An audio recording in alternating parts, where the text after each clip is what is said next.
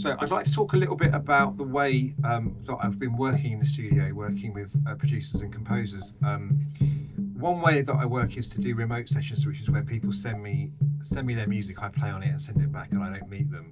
But more and more these days, I'm getting more requests for composers and producers to come to the studio and work with me in the studio. And I think the reason is because I've got a lot of instruments here all in one place, which is very convenient. And a lot of these instruments, I could maybe take one or two of them to a session, but there's no way I can take all of them really, and it would cost a lot of money.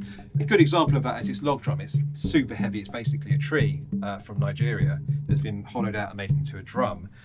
And I had a couple of composers in a few weeks ago who were working for a computer game for a very well-known platform, and they were working on a Brazilian-style track, but they wanted some low-end drums on it. And rather than going to like a typical surdo type thing, I dragged out this log drum, and we found that it was in the key of the track, which was a coincidence. So this is a low D. You can hear it in the soundtrack.